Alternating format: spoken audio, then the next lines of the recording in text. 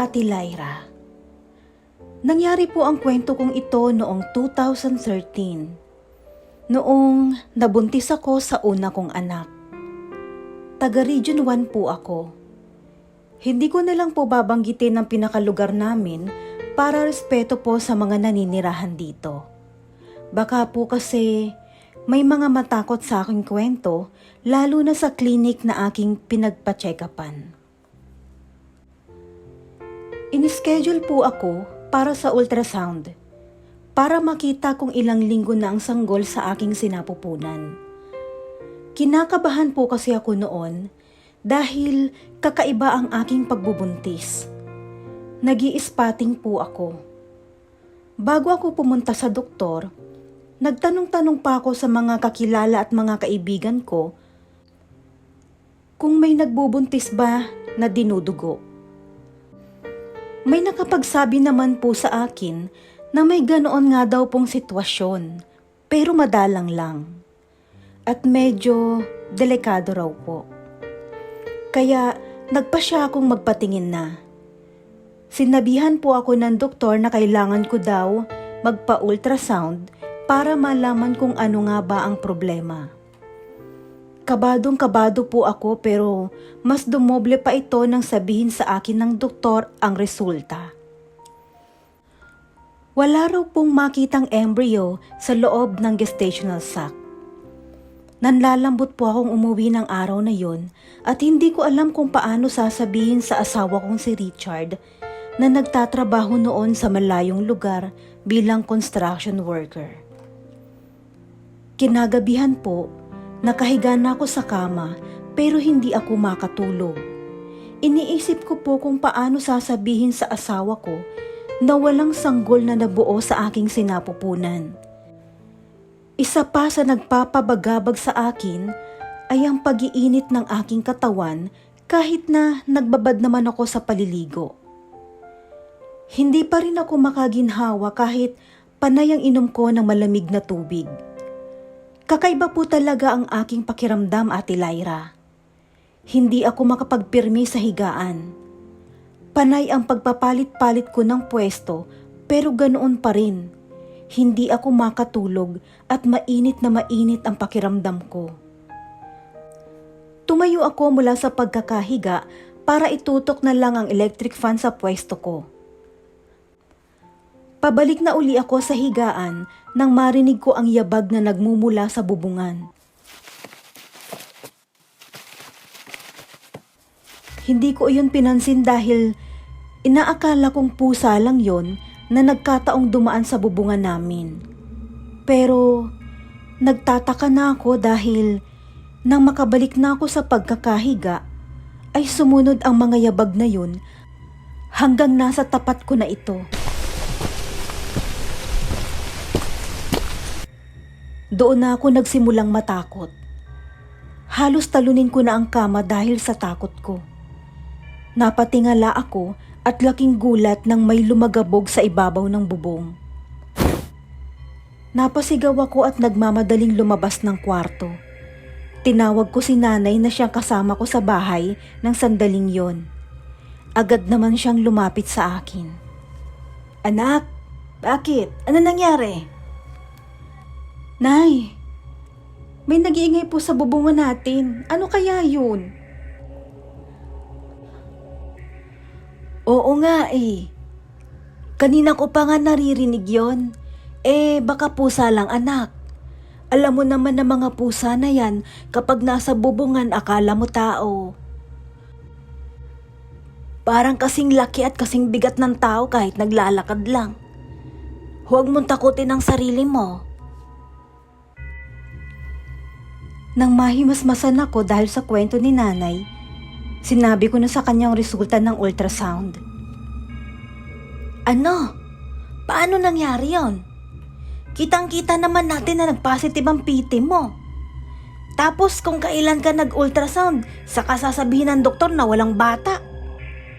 Hay nako, huwag kang maniwala sa kanya. May mga doktor naman talaga na nagkakamali rin sa pagbabasa ng resulta.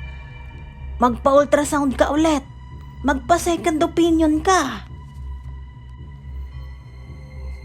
Nay, paano po kapag nagtanong si Richard? Tsaka kapag tumawag siya, itatanong niya ang resulta. Anong sasabihin ko? Huwag ka munang magsasabi. Sabihin mo, hindi natuloy ang pagpapacheck up mo. Sumama ka mo ang pakiramdam mo. Saka mo na sabihin kapag lumabas na yung resulta ng second opinion. Habang nag-uusap po kami, Ate Lyra, napapahinto kami.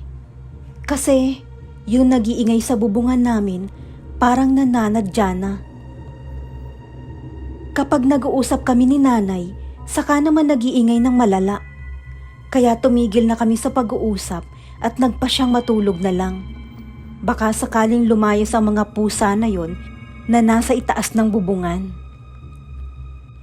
Dahil sa takot kong matulog ng mag-isa, nagpasama na ako kay Nanay sa kwarto.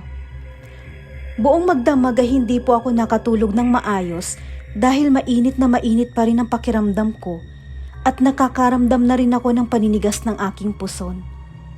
Nang hindi ko na makayanan, ginising ko na po ang nanay ko. Anong nangyari?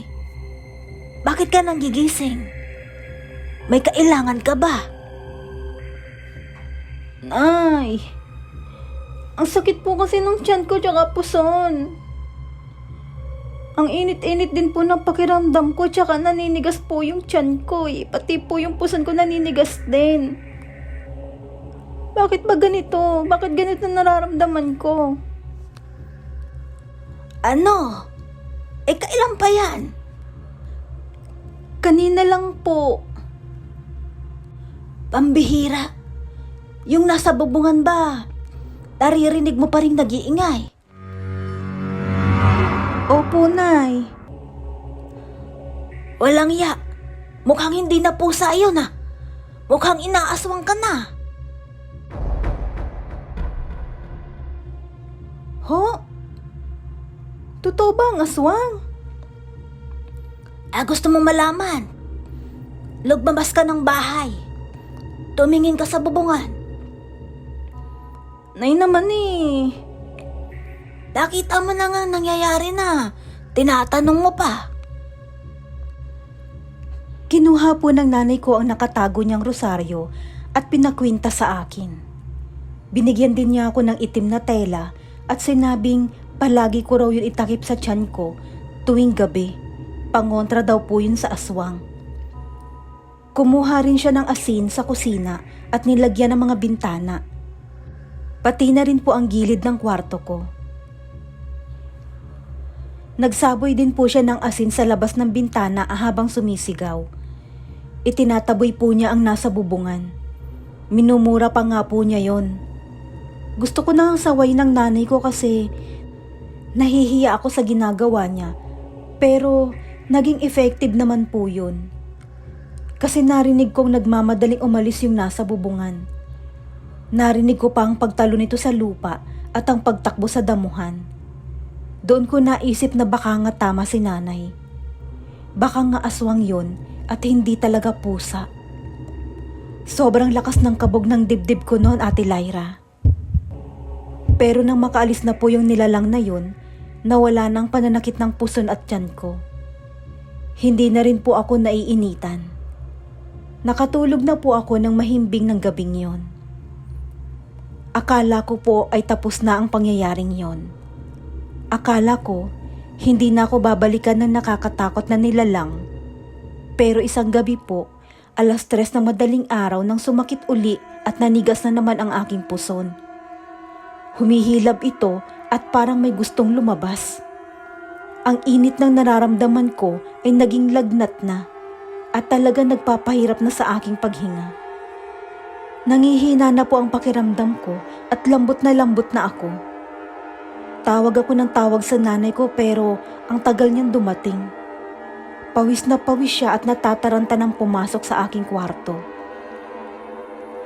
Nay, saan ka ba galing?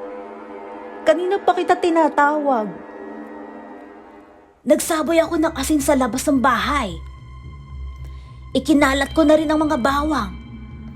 Talagang ayaw kang tantanan ng mga aswang na yon hanggat hindi niya nakukuha ang anak mo. Nay, ano pong gagawin natin? Magdasal. Huwag kang matakot sa kanya. Lumaban ka.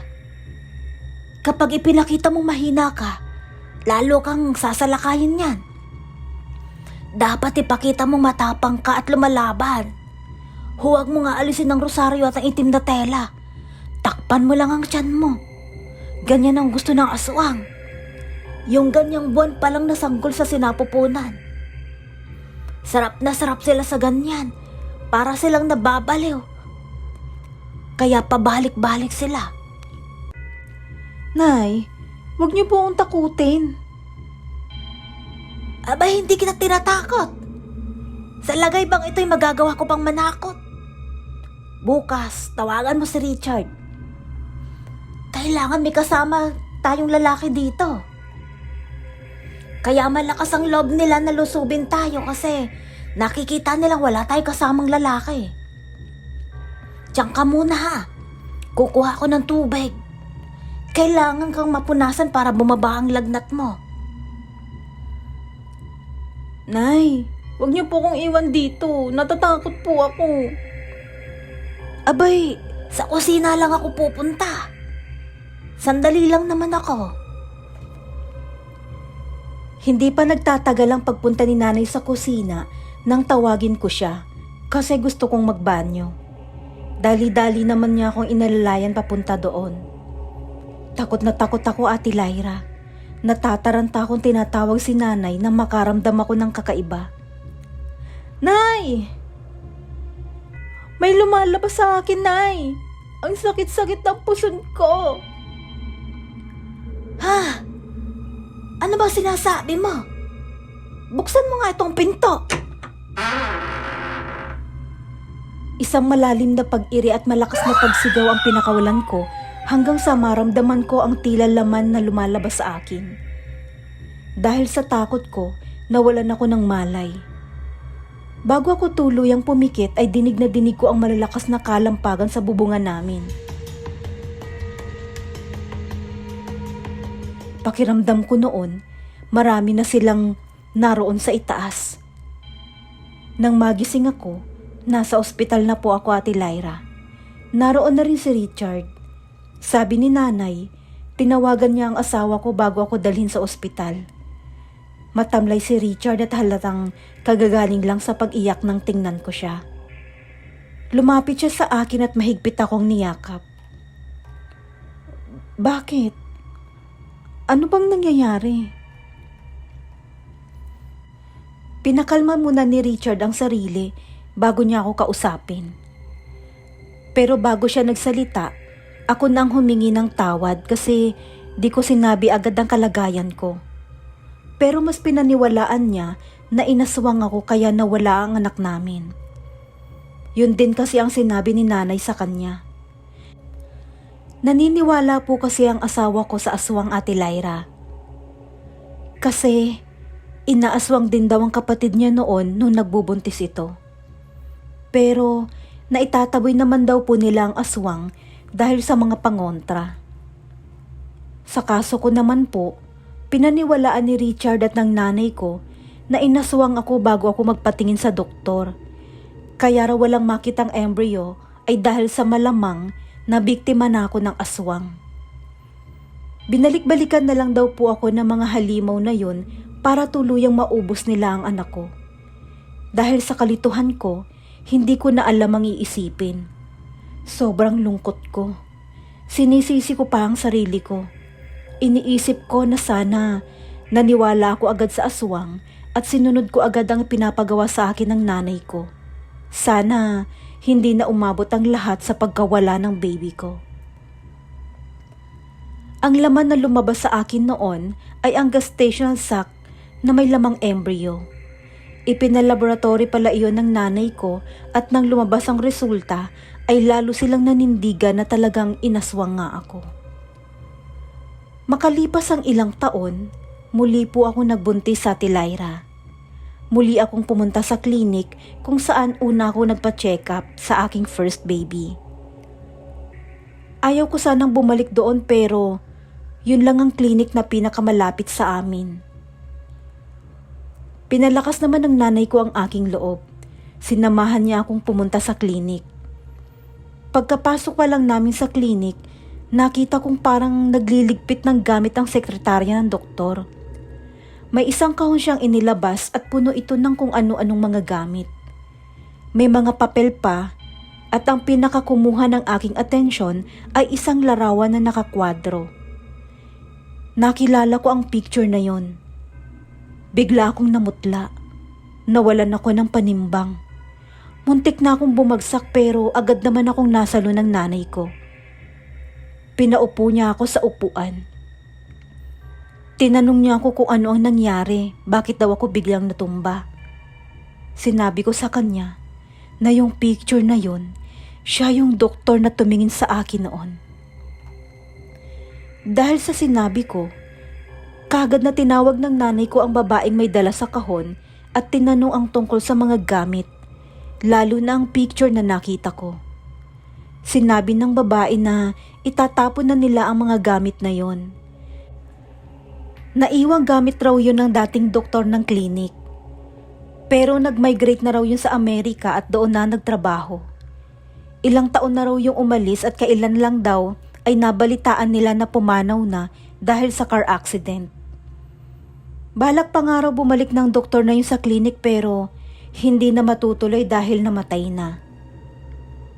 Kaya itatapon na raw nila ang mga gamit niya. Sobra akong nagtaka, Ate Lyra, kasi alam ko, sigurado akong ang doktor na yun ang tumingin sa akin sa unang baby ko. Pero pinatunayan nila sa akin na matagal nang naninirahan sa Amerika ang doktor na yun. Ipinakita pa nila sa akin ang mga ipinadadala nitong larawan kapag namamasyal sa ibang bansa.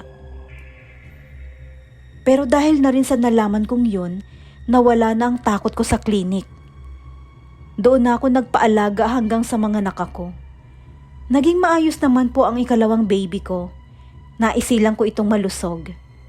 Nakatulong din po ang pagsunod ko sa aking nanay na maglagay o magsuot ng kung ano-anong pangontra sa aswang. Naisip kong hindi naman masama ang sumunod sa mga matatanda, lalo na kung para sa kaligtasan ng anak ko. Dahil sa mga nangyari, una kong inisip ang kaligtasan niya. Hindi na po ako pumayag na mawalan ulit ng anak. Sa ngayon po, Ate Lyra, 3 na po ang anak namin ni Richard. Kung saan-saan pa rin po siya nadidestino dahil sa trabaho niya. Pero ayos lang po yun. Maayos rin naman ang buhay namin at masaya kami lalo na kapag umuwi siya. Hanggang dito na lang po ang aking kwento. Maraming salamat po sa pagbabasa at more power po sa inyong channel.